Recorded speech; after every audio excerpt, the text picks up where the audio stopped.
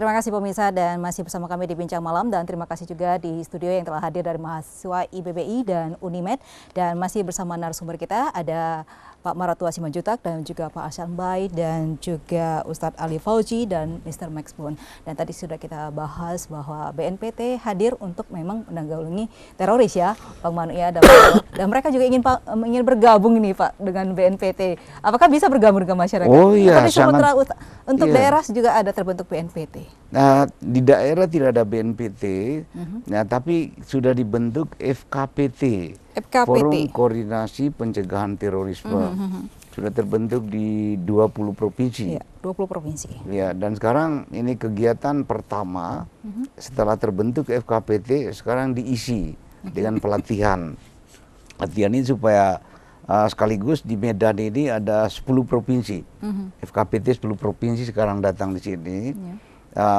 Maksudnya supaya punya pemahaman yang sama, yang luas tentang apa itu terorisme, radikalisme itu apa, kemudian bagaimana cara menanggulangi itu. Nah, itulah diadakan pelatihan hari ini sampai besok itu. Ikut pelatihan merakit bom juga itu, Pak? Enggak ya, Pak? Jangan dicurigai karena ada mantan pelatih, lantas mereka dilatih merakit bom. Ya, di studio kita juga ada Ustadz Ali Fauzi yang merupakan mantan Jamaah Islamiyah. Ya, pastinya kan orang sudah banyak ini ya, Ustadz ya. Apakah ini kaitannya dengan teori radikalisme? Apakah ini benar gitu? Teroris. Ya, begini bahwa selama ini memang bangsa Indonesia sendiri banyak yang bingung apa benar ada teroris di Indonesia. Kejadian bom demi bom itu belum meyakinkan bahwa mereka itu eksis, bahwa mereka itu wujud. Saya sebetulnya sudah sering menjelaskan tentang anatomi daripada kelompok ini dan itu belum cukup. Sehingga forum ini pada malam hari ini bisa nanti kita lanjutkan diskusi dari teman-teman mahasiswa apa sebenarnya yang berlaku tentang terorisme di Indonesia ini.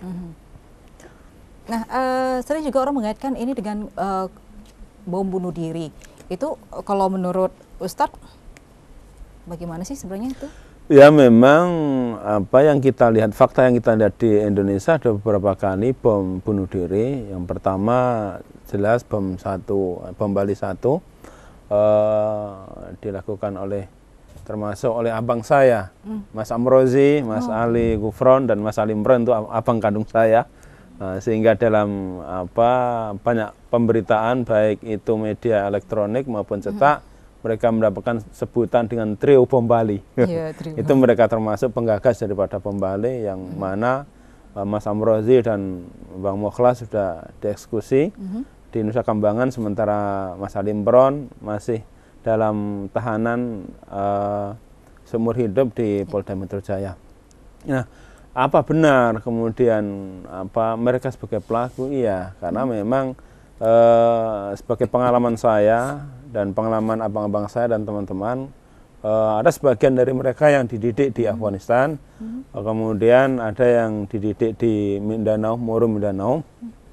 Artinya bahwa bom bunuh diri yang ada di Indonesia itu benar adanya. Mereka punya kemampuan untuk merakit, punya kemampuan untuk menyerang, baik itu berskala kecil maupun berskala besar. Baik itu di Jawa dan di luar Jawa, itu sering kali terjadi kasus-kasus teror yang melibatkan mantan teman-teman saya. Ya, dulu saya pernah berpikir seperti ini ketika peristiwa bom itu terjadi dan sampai harus bunuh diri.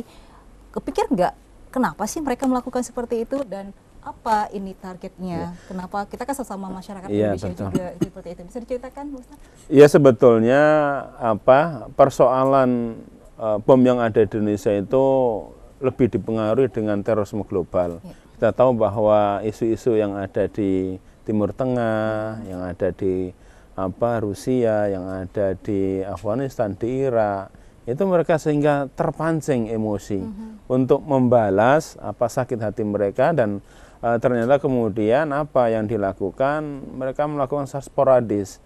Ya, target-target yang dipilih justru sangat kontraproduktif. Dan itu tidak mendapatkan respon daripada masyarakat dan lebih banyak mendapatkan kecaman. Karena memang selama yang kita tahu target itu justru sangat-sangat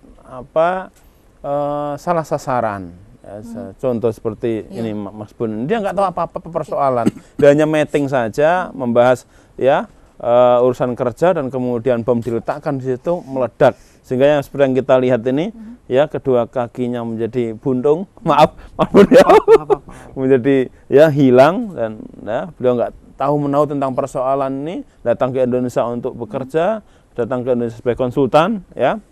Biasanya seperti ini. Saya sebetulnya ketika bertemu dengan beliau ini senang, tapi ketika melihat di arah bawah saya sedih nih, ya. Karena setelah ya, melihat korban seperti ini, apa yang Ustadz rasakan? Ini mungkin satu korban ya yang kita lihat. Iya, ini hanya salah satu sampel daripada korban saja. Masih banyak lagi korban-korban yang lain. Ada Mas Febi yang seluruh badannya terbakar, terkelupas.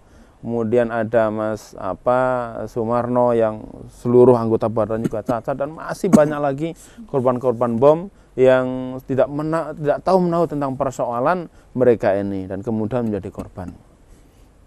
Setelah ini terjadi, melihat kondisi kenyataan ini, yang Ustadz rasakan, rasa bersalahkah ingin mengembalikan, atau